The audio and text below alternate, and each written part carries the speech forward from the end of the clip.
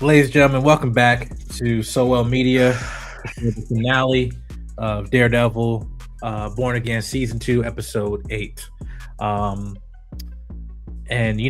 with the trajectory that Marvel television been going, sometimes, it's kind of hit or miss how the last final two episodes be of an 8-episode series. But this, I will say now, and I don't mean this without hyperbole, like with hyperbole or over exaggeration or anything like that.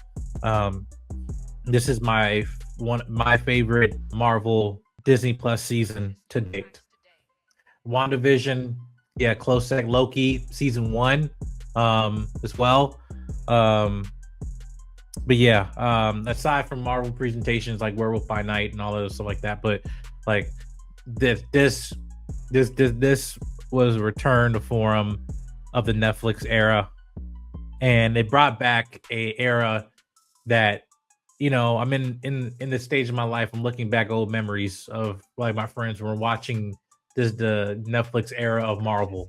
It was a time you had to be there, and in this episode we get the confirmation return Mike Culture as Luke Cage coming at the front door at the Jessica Jones office at Alias Investigation, and same logo on the door. He's in his yellow, and I teared up. And the reason why I teared up is because I know what these characters have gone through, and even though there's been a space of time to kind of feel like the weight of like there was time we thought we never gonna get to see these characters ever again, and this was to see Jessica Jones and Luke Cage in a stage of life now as parents with Danielle Cage is 10 years plus in the making, and was well earned. And I would love to see whether they do a Jessica Jones spinoff or Luke Cage spinoff or Heroes for Hire or whatever. But aside from all this, that just kind of brings the cherry on top for me in terms of why I teared up at the end. But aside from those two, like, it's just a lot to talk about. This whole separate video for that one. But we finally got the conflict resolved with Daredevil and Kingpin, and we had a full-on insurrection, but kind of flipped if you want to look at it. It depends on your political affiliation, whatever. But Phil, what was your thoughts in terms of how they structured the court office and the building as the centerpiece of this kind of action scenes, going up from one floor to another, to one hallway to another, all the way up down the stairs to this kind of biblical scenery. What was your thoughts on that? I mean, you have to talk about the trial, the ending of the trial first before you get into that, because that leads directly into that. And I think the way that this finale is structured is very, very intricate to how they wanted to end this season. And I think this is while there are some threads to be had, this felt like a much more definitive ending, whereas the season 1 finale was very cliffhangery. This feels way more concrete in terms of like, we have a vague idea of where things are going to go, but in terms of that, the courthouse effectively being the center stage of the conflict here. You had everyone in New York banding together. You had the Anti-Vigilante Task Force kind of coming to a head. You had Wilson Fisk basically being backed into a corner the entire time in the courtroom, and what Wilson Fisk thought was going to be a trap for Daredevil ended up being a trap for him, and it was arguably the worst backfire he could have had in a long time.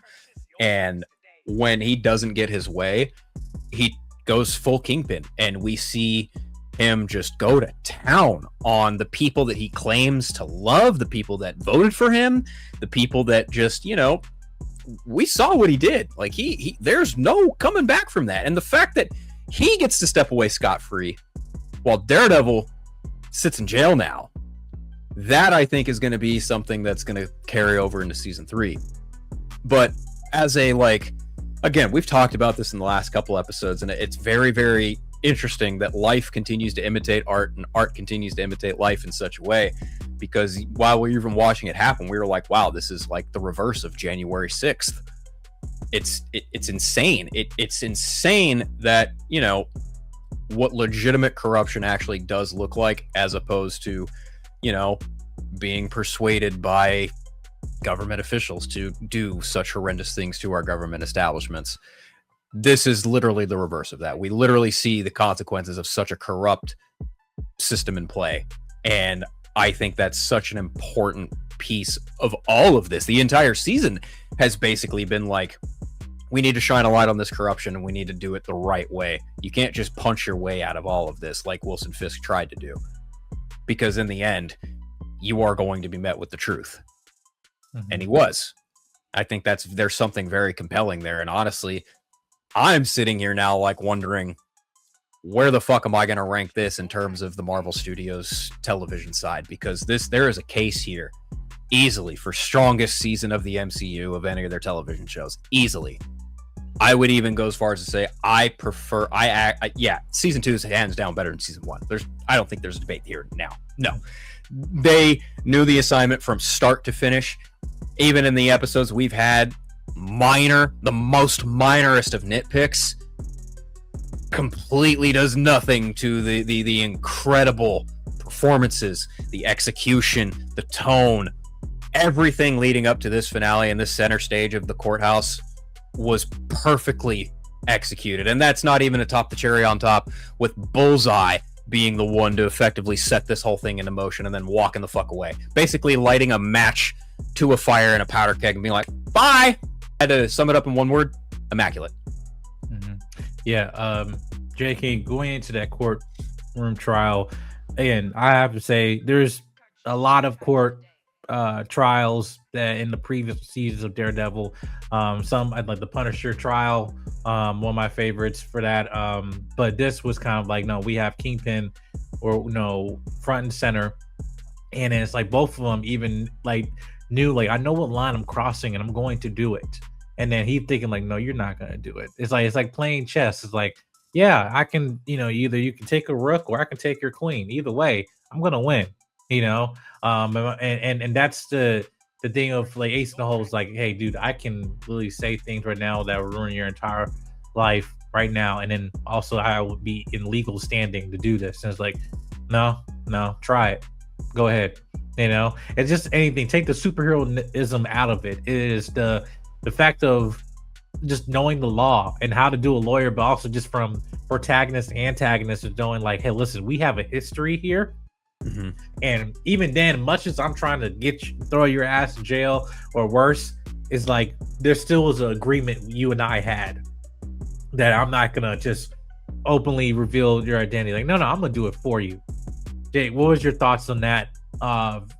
Matt Murdock revealing himself as Daredevil to the mass public now, and no if, answer, buts. He proved it. I am Daredevil. I was starting to, especially when the last episode, when he and Karen were like, I'm going to pull a move that Fisk isn't even, a part of me was like, literally, I just thought back and I'm like, are they really about to do this? Are they about to pull the moment in the comics where Matt reveals his identity to the public? And I was doubting until Fisk was like, oh, I can say something right now. And I'm just like, Matt's going to have to do, he's going to have to. Never in a million, I'm sure all of us back then who watched the first season of Netflix Daredevil would never have imagined we would get to the point where Matt Murdock would say to the court, to New York, to the entire world, I'm Daredevil. I would have never guessed it in my life, but it was the only move he could pull to fully prove every single wrongdoing that Fisk has done since last season to here. Everything that from the free port to the sinking of the ship to the millions he's had killed to the millions he's tried to frame Daredevil for, to even back with season 3 of Netflix Daredevil hiring Bullseye and how that all went, amongst many other things. It's like that court, like, shifting it from Karen and mainly being like, no, this is really just about one man's vendetta against me. and trying to pin this on every other vigilante and every other innocent person just trying to do the right thing. He turned this from the trial of Karen Page to the trial of Kingpin and pulled the ultimate checkmate on him that no one could have and I also knew it was going to be that one judge. I knew it was going to be that one judge that was going to be like, no, shush, shut up. Let's hear what he has to say. And not only do they have video evidence, they also have documentation. And now his ass, and it's like, that was probably one of my favorite Daredevil cases, not just for how it ends, but just for everything that it has stood for from the last season to now, and even bits from the Netflix era, everything that this has culminated to. Like you talk about finales when it comes to the Netflix era, but finales when it comes to like Marvel television, but this is one that even without the fight is going to remain iconic for a very, very long time. We're going to look back on this and just be like, Jesus Christ. Because we'll get into the last, literally 5 minutes of this episode and everything, but how they even tied into BB and how she also jumped in and tried to as Kingpin, basically, and I don't say influencing the public or really his task force in terms of the political tension in New York and what's going on, and using it for his leverage when he knows that he's losing. But at the same time, BB using all the footage that she had to use that, to actually motivate the protesters and everything to still stand strong against that. And then I like that it was a buildup of that, of after literally him in the white suit, only for BB to go again and have her video, same thing in the white suit and stuff like that. It's just kind of ironic, just do that perfect timing right after that. But I want to talk about one person that's, again, we thought, all right, we were done with him with one good deed, but actually, no, he still had some people on his list. Bullseye, who basically he has a sense of karma, where goes around, come around, right? Well, it's like he was the first imposter, of taking Daredevil's costume in season 3 of Daredevil, on Netflix, only to now the Anti-Vigilante group is trying to be imposter of him and trying to murder Matt. And he's like, nope, poser, which I just thought that was kind of ironic there. He did that, but and he shot Buck. That he did. Yes. And didn't kill him, but he shot him. So he was decommissioned for the rest of the episode. I wish he would kill somebody else. Fuck. But speaking of Powell, though, I guess another thing I want to actually talk about is Cole North, because the way his character has gone from we now know fully he didn't kill Hector on an agenda. He was fed lies by Powell, and now has done the right thing by aiding the people of New York and the vigilantes to allowing them to get in. And especially with the way it ends, it's like, I know he's definitely going to have Matt's back, but I want to know how y'all feel about Cole North and where he's going and what he did for everybody. I remember reading about Cole North when season 1 came about, and I know that he does do the heel turn towards Matt's side. I do remember that. To what capacity that goes into season 3, I couldn't tell you, but it is nice to see that someone on the inside, at the very least, will likely have Matt's back. And I've been wanting the fucking death of Powell for however long. Hopefully he gets shanked in prison. I don't fucking care how it happens. Fuck Powell. Powell is everything I despise about, the ATVF. Like we all know who they're masking as in terms of the real world parallels. So yes, fuck Powell and fuck the Anti-Vigilante Task Force. You catch my drift. But seriously, I am very curious to see what happens to Matt in prison. Does this have anything to do with Spider-Man Brand New Day? Because there is that one shot of Peter in what looks like a prison cell fending off the Hand. And I'm wondering, why would Peter need to be in a prison cell? Why would Peter need to be in a prison cell, everybody? Well, gee, who's in prison now? Daredevil. Also been digitally removed in the final pose in the trailer with the Hand. And the only person that really would have experience with the Hand is Daredevil. Yeah, Punisher. Daredevil. Yeah, Punisher really interact with the Hand that much. Yeah, not really. No, he was gone. He only really dealt with them the one time in the finale of season 2. Correct. So, but yeah, now that fight, it's like Oh, wait, hold on a second. Yeah, they're in a Charlie. prison. Yeah, Charlie, you might be lying again. I think if anything, a brand new day will show him getting out of prison, and then season 3 will show him on, I guess, technically still on the run, whatever. But I don't know. What if it's like, but if he saves him, like, or at least backs him up, he's like, hey, I turned myself in, like, mind you, he willingly went with the police. He's like, all right, I'll help you, but I'm still going back in the cell. I still got some things I got to address. Yeah, I think that's definitely where it's going to be, where it's like Peter is going to face the hand in that cell. He's think he doesn't have any help. Matt Murdock shows up and he's like, look, I can't suit up right now, man. Like, look, we can talk maybe when I get out of here, but and he's like, okay, tell Frank I said hi. That type of thing. Like, it could be that type of thing. It's another thing. Frank was nowhere near season 2, so I'm guessing the Punisher special is going to tell us exactly where Frank was during all of this. Probably. Yeah.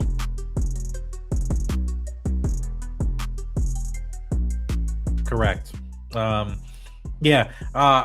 Aside from the trial, aside from Bullseye, outlier characters, aside from that and BB, I want to talk about at the end with one scene before we kind of get in the last 5 minutes of everything. Is Heather. Mm-hmm. Is Heather. I would throw it back to Phil again. You called it. No, I didn't. Who do you? Was it? Oh yeah, King was called King? it. Okay. J King called it. Yeah, but you guys called it. Yeah. In terms of having the mask, her putting on the mask, and there was a line I think from her book that she said about that the mask is not the real face of the individual. It's actually what they wear in public day as a proud son, husband, boyfriend, whatever, good worker, whatever like that. And then even to that DA, throwing it back at her, like, would that be good for a forensic or psychologist, whatever?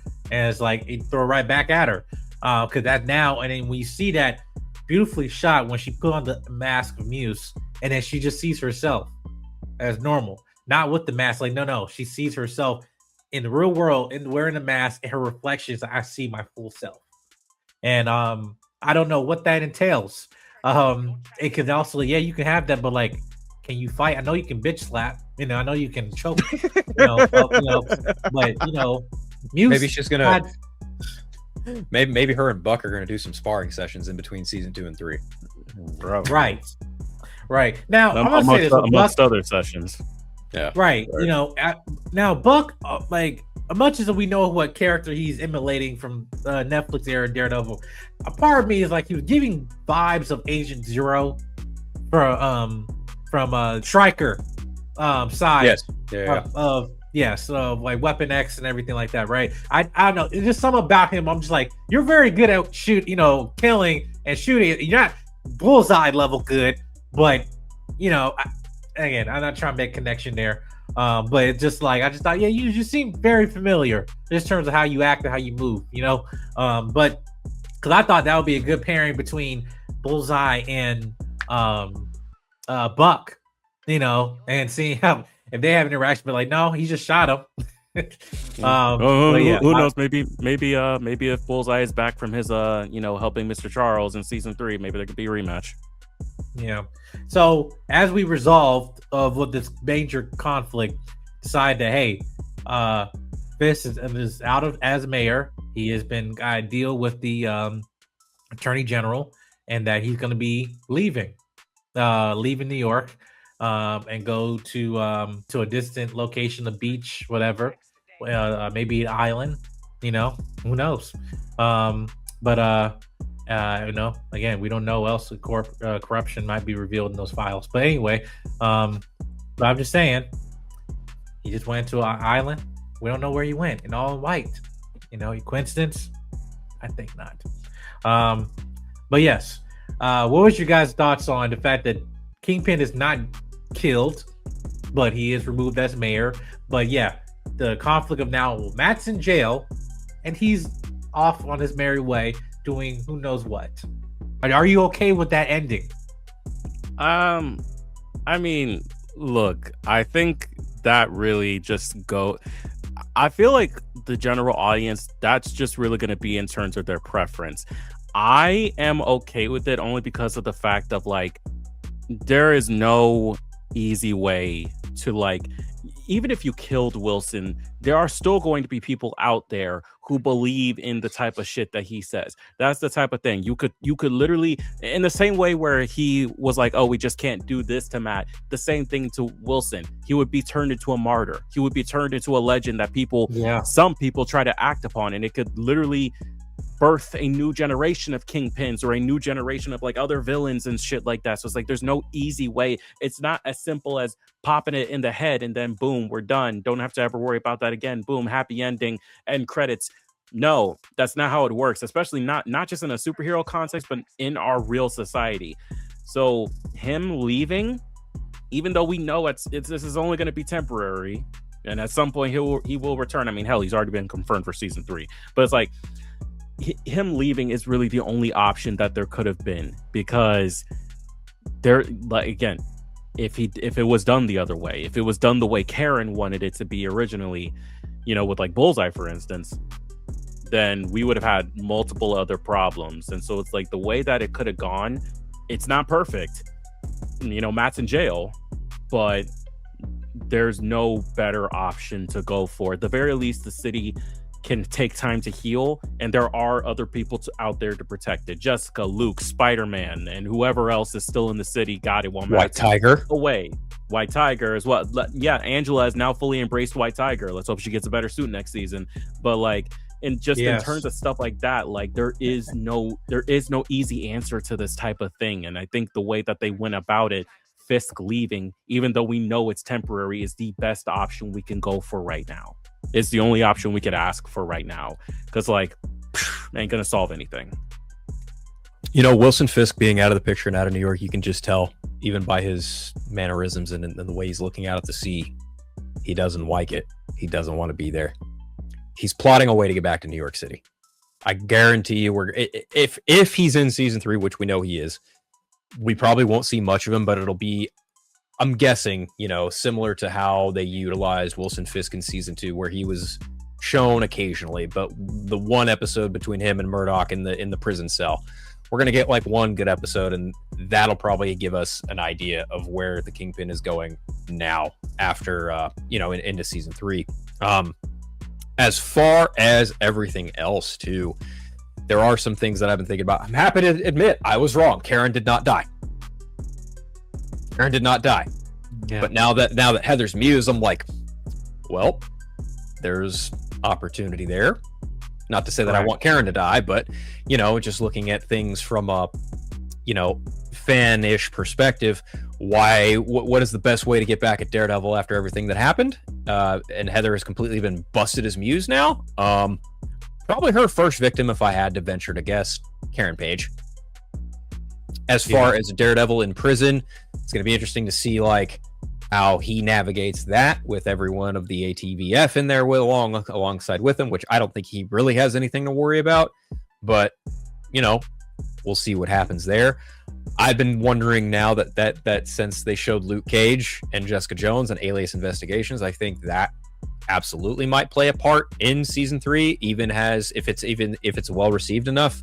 I don't doubt one bit Marvel would be like, yeah, let's turn this into its own thing. Let's spin this off. Wouldn't doubt it, but time will tell. The one thing I'm very curious about is Mr. Charles Robertson, whatever the fuck Matthew Lillard's character's name actually is, in Bullseye. What are they up to, and will we find out more? There's a lot of good unanswered questions, and I think that's the power of this show. And they know full well they're already getting a season 3. They know what they're doing. I have hands in air, no questions, no notes. Like leave Darius Gardepane to do his work. Everything's going to be okay. Because that's the point. I don't want to, as much as I want to speculate, honestly, I don't. Like in terms of formulate a ending or a next installment of this, because at this point there's legit other priorities that are in place here to me not even think, oh, I'm focused on this freaking universe in general, and then we're still in this multiverse saga and everything. But I will say this is that I do love that this is still a feel good moment leading up to Doomsday. Because I think we got one more series before Vision Quest, before Doomsday. Am I wrong? In terms of the rollout Disney Plus wise, we have the Punisher special, we have season 2 of Friendly Neighborhood Spider-Man and X-Men 97. But other than that, I think Vision Quest is the only other show. Everything else is like Brand New Day and Doomsday.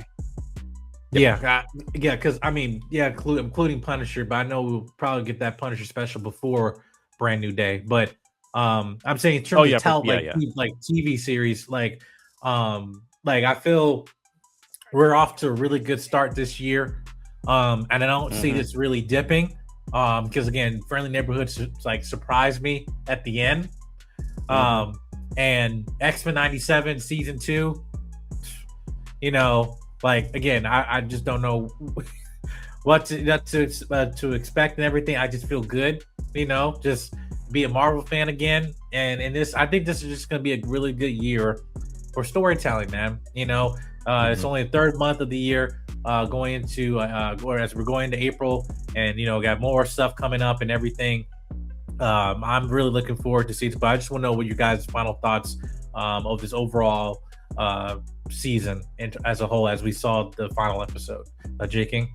It feels so good to be like, this is a feeling I have not felt in a while when it comes to like a year of Marvel, because it's like, as you said, we're doing good so far. Wonder Man, 2 months ago now, was really good. It was a surprising hit. God, I totally forgot about that. Dustin Daniel Cretton killed it with that. And again, this season of Daredevil far exceeded not just the first season, but many other shows that we've gotten on Disney Plus over the last couple years. And not only that, but with the other animated shows we got coming, the Punisher special we're looking forward to, Brand New Day coming in July, and then Doomsday at the end of the year. It's like, this is one of those years where it just feels good to be a comic book fan, because not only are you being fed all this content, you're being fed what most likely is looking to be a year of good content in general.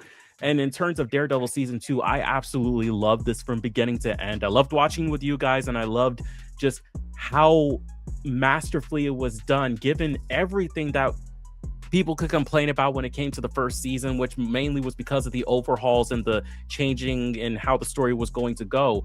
They found a way to, from episode 1 to 8, again, we had minor nitpicks. We had barely any nitpicks when it came to the series. We were here for the ride, for the connections, for the character growth, for the fight scenes, for the thematic tones and feels that this was giving. This was just overall not just a great season for Daredevil, and one of my favorites that I'm going to look back on fondly, a great piece of freaking television in the streaming world. And it's just like, I couldn't ask for more. I feel satisfied. I feel full and satisfied with this season, and I can't wait for more. This is just one of those moments where I think collectively as fans, we can agree it's just good to be excited about the future right now in terms of what we've gotten and what we can get. This leaves room for so much more, and it's just like, thank you to the showrunners that saved Daredevil for us. Dear God, thank you for bringing him back and these characters and making this with love. This is something made with love, and it cannot be denied here. This was made with love here, and thank you. All I can say is just thank you. I don't think I have anything else to add to that. That pretty much kind of sums it up. I mean, like I said earlier, if I could sum it up in one word, immaculate. I don't think there was an out of place performance. I don't think there was an offset throughout the season. It was paced really well.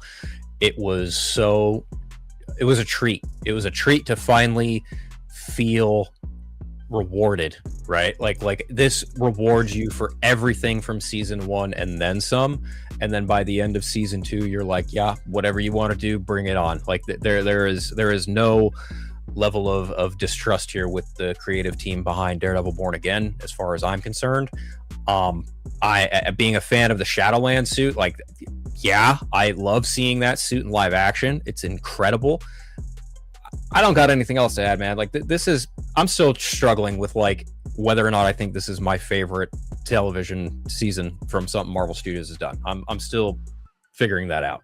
Maybe once we see it along with everyone else, I'll feel differently. So Yeah. I guess that'll be the fun of it. But Mhm. as of right now, I safely say that Daredevil Born Again season 2 is absolutely in the conversation for best television season in Marvel Studios catalog.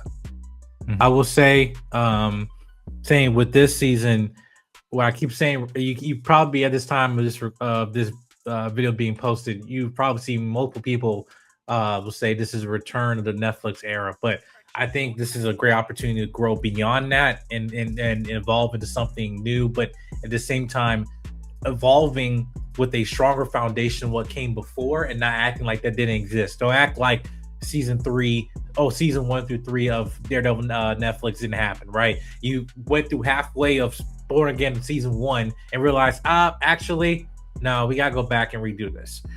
And then along that, all the other surrounding characters, Jessica, Luke, we're gonna see Colleen, and we're gonna see Danny come back, hopefully better. And maybe he's still white. He might be Asian. Who knows? But no. you know,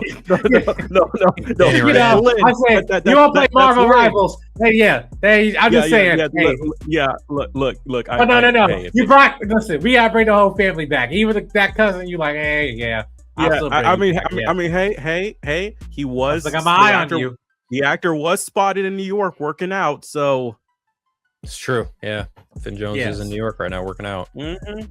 Yeah, probably maybe have him in a Shang-Chi 2 sequel just to make us feel like being good graces of of positive martial arts history and everything. Because now but I think there's room for Danny to grow, and also now in beyond just terms of the more grounded world that was the Netflix era, that now you're in this more MCU broader life, rather than life, universe now connected. You now have the tools to go beyond than what you did before. So even with visual effects as well. So it's like, I think there's an opportunity for Iron Fist to get his due, along with others, Misty Knight, all of it. Come on, man. I can't, Yes, I'm looking forward to it. We're ready. We're ready for him. Yes, Christmas came early, ladies and gentlemen. Anyway, Sweet Christmas. make sure you hit Sweet Christmas. Yes, Double D's and Sweet Christmas. Thank you. Double D's and Sweet Christmas. That is the final note. That's where I'll end on this review, y'all. Make sure you hit the subscribe button, comment, like, and share. Let us know your thoughts on this season finale of Daredevil Born Again season 2. Make sure you go subscribe to Phil, his YouTube channel. The links and everything will be in the description box below. And by the time it's recording, we got other videos posting. We still got, I think, Invincible will probably be done by at this point. And then we got The Boys. You got other movies as well. Mario's, I think, already passed at this point. Michael Jackson. Michael Jackson's probably out by now. But yes. So yes, by the time of this, we got other videos on this channel and everything. Make sure you go subscribe to those and watch those and everything. We'll have those playlists and everything attached on there. But yeah, we enjoy you guys watching this entire season, and we'll be back for season 3. And we'll see you guys in the next video. Peace.